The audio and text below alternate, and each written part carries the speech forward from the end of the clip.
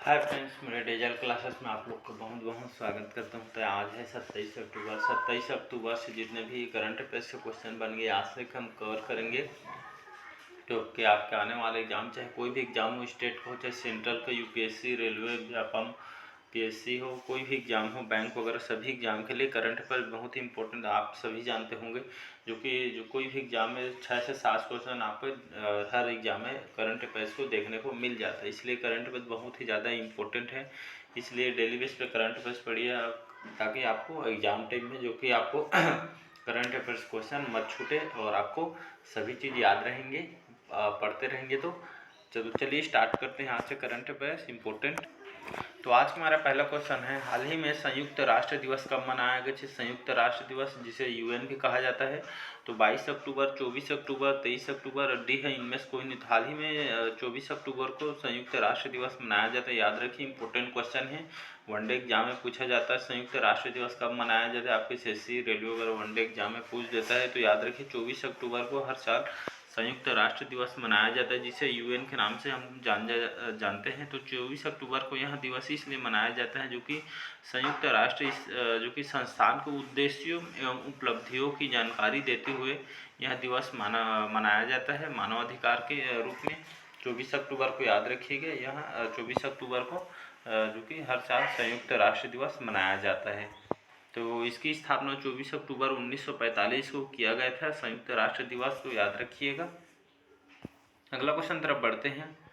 हाल ही में एफएटीएफ ने किस देश को उच्च जोखिम वाले देशों की सूची में जो कि शामिल किया गया? तो श्रीलंका, पाकिस्तान, म्यांमार, डी है इनमें से कोई नहीं। तो इसका सी ऑप्शन सही हो जाएगा। म्यांमार को हाल ही में एफएटीएफ ने जो कि उच्च जोखिम वाले देशों के सूची में यहाँ शामिल किया गया। तो आइए समझते हैं इसको, एफएटीएफ क्या होता है। तो इसका फुल फॉर्म होता है फाइनेंस एक्शन टास्क फोर्स, इसका फुल फॉर्म होता है एफएटीएफ का।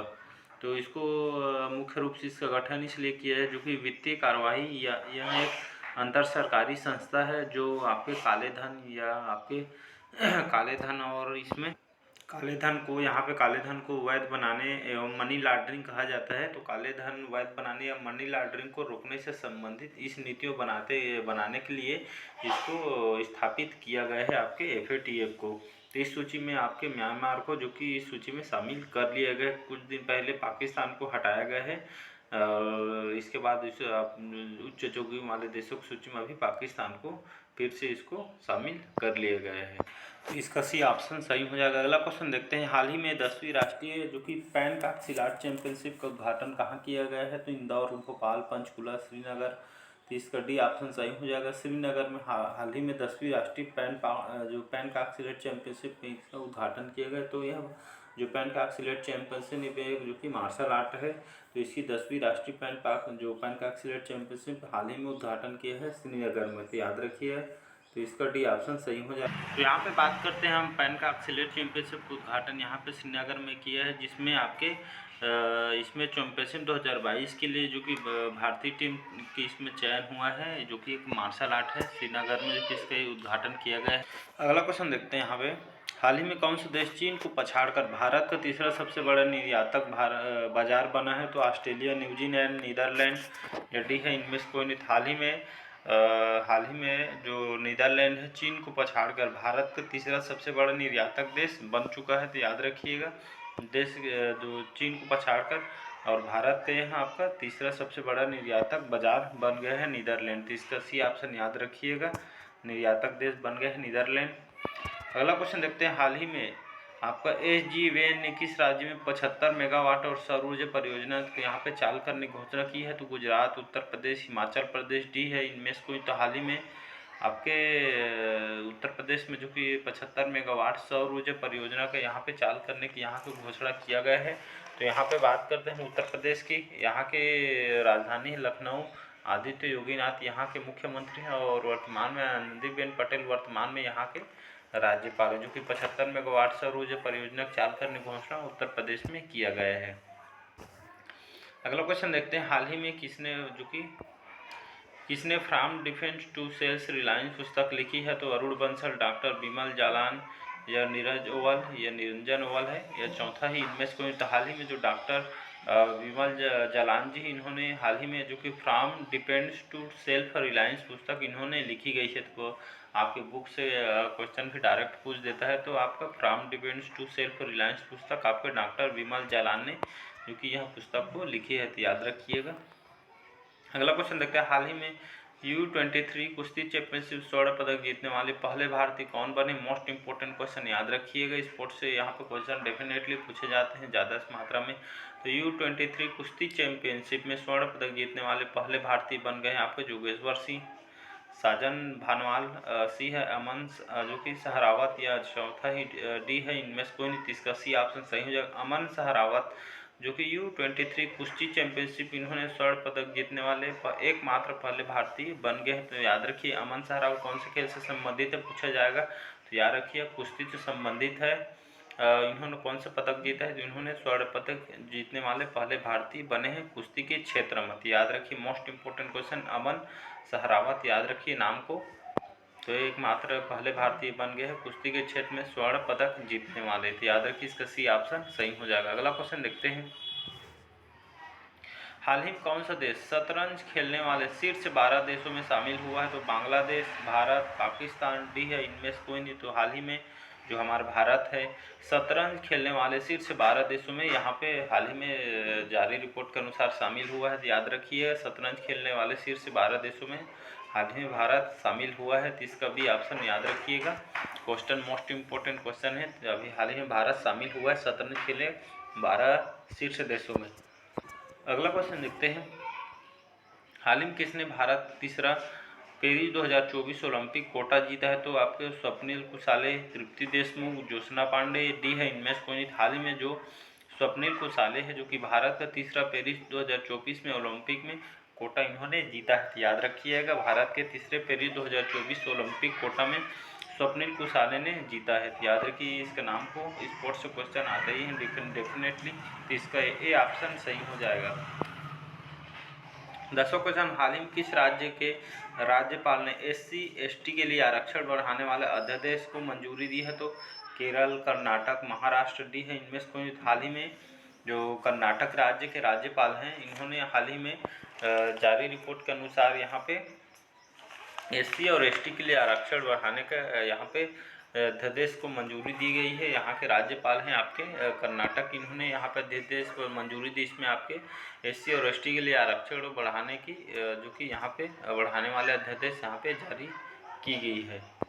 तो यहाँ पे बात करते कर्नाटक की राजधानी है बेंगलुरु, बसवराज बोम्बई यहाँ के मुख्यमंत्री हैं, और थावरचंद गहलोत वर्तमान में यहाँ के राज्यपाल हैं। तो थावरचंद गहलोत जी वर्तमान में यहाँ के राज्यपाल, इन्होंने SC/ST के लिए आप यहाँ पे आपके कर्नाटक राज्य में ST/SC के लिए आरक्षण बढ़ाने वाले अध्यादेश को मंजूरी दी है। मोस्ट इंपोर्टेंट क्वेश्चन याद रखिएगा, तो इसका भी ऑप्शन कर्नाटक सही आंसर हो जाएगा।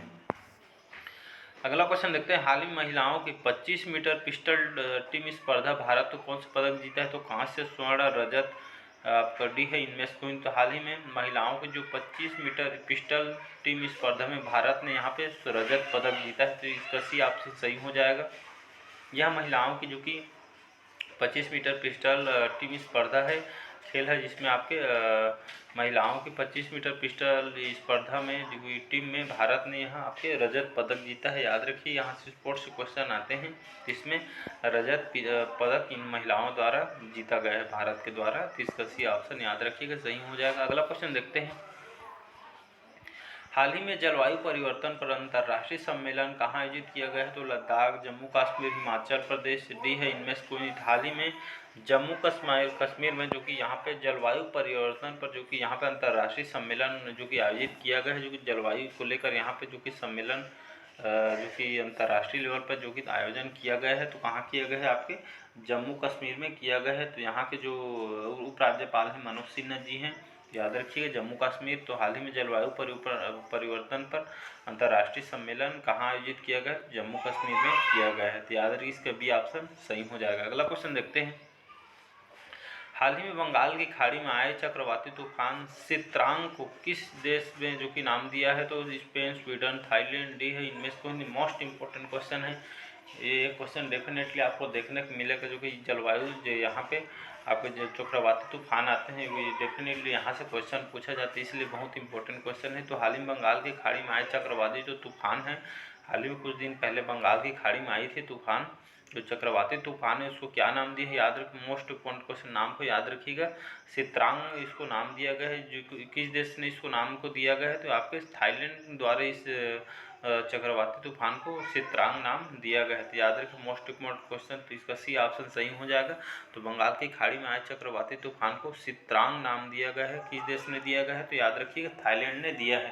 तो यहाँ से दो क्वेश्चन बनते हैं, कहाँ पे आया था चक्रवाती तूफान बंगाल की खाड़ी में, क्या नाम है, तो सित्रांग नाम है।